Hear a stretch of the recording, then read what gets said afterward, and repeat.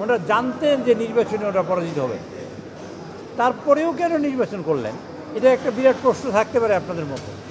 এই প্রশ্নটা আমি সাধুবাদ দেই এবং কনগ্রাচুলেট করি বিরোধী দলকে যে আমাদের মানুষরা গণতন্ত্র কী জিনিস, ভোট দেওয়া কী জিনিস সেটা ভুলতে বসেছিল। গত 17 বছর ধরে মানুষ ভোট দিতে পারে না এবং ভোটের আমেজটাই চলে গেছিলো। টেলিভিশনও দেখা মানে পার্লামেন্ট দেখা বা এই ব্যাপারে কোনো তাদের ইচ্ছাও ছিল না। আলহামদুলিল্লাহ আজকের সেই ইমেজটা পুরোটাই ফিরে এসছে যে আমরা এই সমগ্র জাতি প্রত্যক্ষ করেছে। আমরা নির্বিঘ্নে 18 কোটি মানুষের প্রতিনিধি এখানে বসে আমরা ভোট দিয়ে আমাদের রাষ্ট্রপতিকে নির্বাচিত করেছি।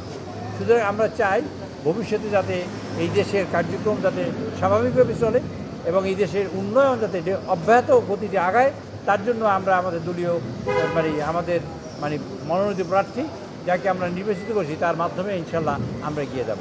দ্বিতীয় আর একটা বিষয় হলো এই যে আমরা একটা জিনিস লক্ষ্য করেছেন আপনারা, সেটা লাইভে দেখিয়েছে আজকের সরকার এবং বিরোধী দল। সরকার দলীয় প্রার্থী আমাদের মাননীয় প্রধানমন্ত্রী এবং বিরোধী দলীয় নেতা তারা ফ্লোরে বসে করমর্দন করছিলেন, শুভেচ্ছা বিনিময় করেছেন। এটাও সম্ভব হয়েছে এই গণতন্ত্রের কারণে। গণতন্ত্র না থাকলে এটা সম্ভব হতো না। যেমন আগে আওয়ামী লীগের বাড়িতে কেউ বিএনপির লোক যেতে পারতো না, বিএনপির বাড়িতে আওয়ামী লীগের লোককে দাওয়াত ছিল না। এখন বৈশ্বিক বিষয়টা এরকম হয়েছে যে আমরা ইনক্লুসিভ, আমরা দেশের সমস্যার সমাধান করতে চাই এইখানে বসে।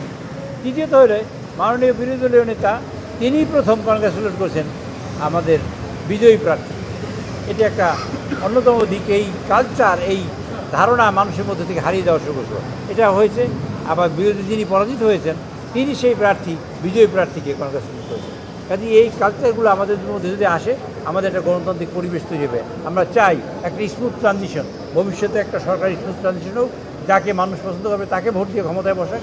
আমরা যদি মানুষ আমাদের পছন্দ না করে আমাদের কার্যক্রম, তাহলে দেখবে আমরা পিছনে বসছি, আমরা বিরোধী দলে বসছি, তারা বসবে সরকারে। এইভাবে হতে থাকলে দেশের উন্নয়ন হবে। আপনার সন্তান লেখাপড়া শেখার সুযোগ পাবে, আপনার আব্বা আম্মা চিকিৎসার সুযোগ পাবে, আপনার স্ত্রী পুত্র পরিজন খেয়ে পড়ে বেঁচে থাকার সুযোগ পাবে এবং আপনি কর্মযজ্ঞের অংশীদার হওয়ার জন্য দেশকে বিনির্মাণ এবং আপনি কার্যক্রম করার আপনিও সুযোগ পাবেন। আমরা সবাই ভালো থাকবো। সংবিধান সংশোধন করা যায়নি এই কারণে আপনাদের বলি, প্রফেসর ইউনূস আহমেদ, আপনারা তার নাম শুনেছেন নিশ্চয়ই, তাই না? ডক্টর ইউনূসের নাম শুনছেন? তিনি শপথ নিয়েছেন এই সংবিধান অনুযায়ী। তিনি নির্বাচন কমিশন গঠন করেছেন এই সংবিধান অনুযায়ী। ভোটার লিস্ট তৈরি হয়েছে এই সংবিধান অনুযায়ী। তারপর ডেলিমিটেশন হয়েছে এই সংবিধান অনুযায়ী। আমরা ভোট দিয়েছি সংবিধান অনুযায়ী, শপথ নিয়েছি সংবিধান অনুযায়ী, সংসদ ডাকছে রাষ্ট্রপতি সংবিধান অনুযায়ী, আমরা এই সংসদে বসেছি সংবিধান অনুযায়ী। এখন সংবিধান বাদ দেবো কেমন? আপনাদেরকে জানতে চাই। কাজেই 70 অনুচ্ছেদ এই সংবিধানে আছে, আমাদের মানতে হয়েছে। আমরা সেই জন্যই চাই বিরোধী দল ঐক্যবদ্ধভাবে আমরা সংবিধান সংশোধন করে এই 70 অনুচ্ছেদের কবর দিতে চাই। কবর হোক, আগামী নির্বাচন হোক এবং সংবিধান 70 অনুচ্ছেদ বাইরে সেটা প্রত্যাশা করি। এবং আগামী নির্বাচন ইনশাল্লাহ যদি সব বিরোধী দল ঐক্যবদ্ধ হয়, সংবিধানের 70 অনুচ্ছেদ বাদ দিয়েই আমাদের ইনশাল্লাহ ভবিষ্যতে রাষ্ট্রপতি নির্বাচন হবে।